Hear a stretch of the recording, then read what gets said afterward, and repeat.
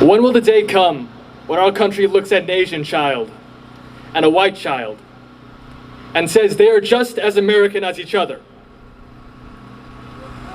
When will I be able to visit my grandparents and focus on their joy and the quality time we spend together instead of my relief that they have not been physically assaulted?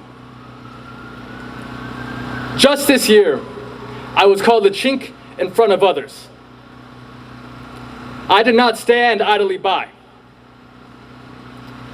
Will my kids too have to grow up in a country which calls them chinks, which mocks the appearance of their eyes, and now calls them a virus? These are just some of the thoughts running through my mind today as an Asian American youth. But I can tell you that these feelings of frustration and confusion with our country's distorted image of our people go back far longer than these past few months. Growing up, I would stand in lunch line as a white classmate generalized me, saying our people were good for nothing but science and math. Growing up, as I try to speak, lead, and play like the other kids, I would be called chink and gook. Growing up, as the other kids grew into their identities and learned about their cultures at school, my friends and I seemed to be left with none. We were not taught about Asian American history. We were not taught about the valiant efforts of our elders to build up this country. Instead, we felt alone, isolated, frustrated in a country which tried to make us spite our own heritage. But we were not alone. Across the country, millions of Asian American youth struggle silently, not knowing that this follows a historical trend of discrimination and racial gaslighting. So when I heard about the murder of Vichru Ratanapakdee, about the shooting in Atlanta which left 6 Asian Americans dead, how people try to justify the shooter's bad day before the clear humanity of his victims, I was disgusted, I was distressed, but I was not surprised.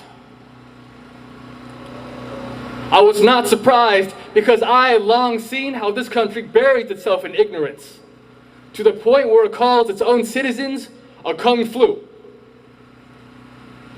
I was not surprised because I had experienced this racism. I had seen it in the little boy making fun of his Asian classmate to make his friends laugh.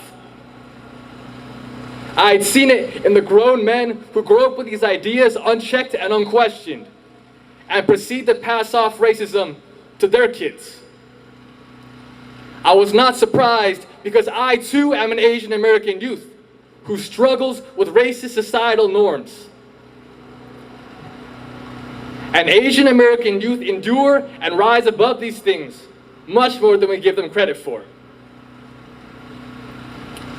Even as my friends and I rallied our communities for justice in this clear need for change and an end to violence, we would meet parents who were skeptical, who called us troublemakers, who told our people to stand down.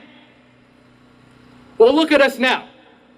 We are the next generation who refuse to internalize the hatred, the marginalization, and the dehumanization the past put on our brothers and sisters.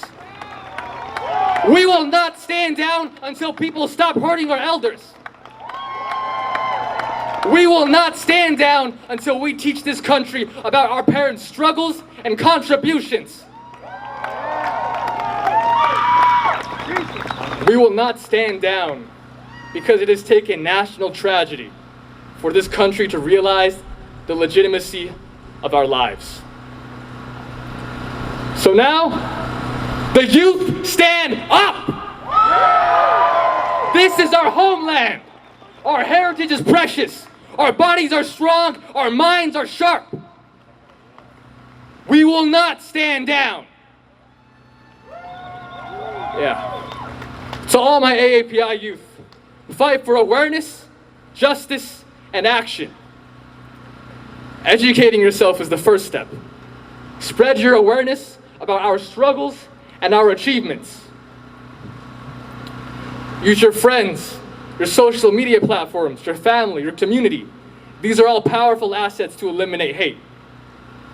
Talk to your teachers about how important it is to spotlight these issues at school. And if you're bullied for the color of your skin, harassed for your heritage, and what makes you you, expose the perpetrators. It's not an isolated incident. It's not limited to you. And it's not your fault.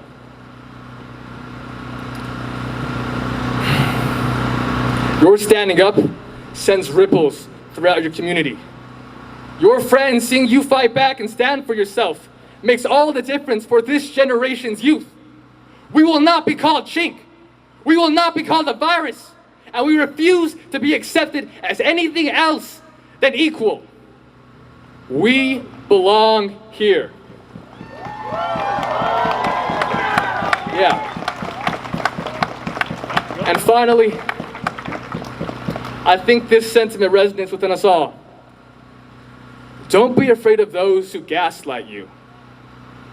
Don't be afraid of the kids who tell your issues don't matter, who joke about your struggles. History will prove them wrong. This country, our country, will not sleep in its deep-seated prejudice any longer. And the youth, all of us gathered here today, will be the ones who wake it up. Thank you.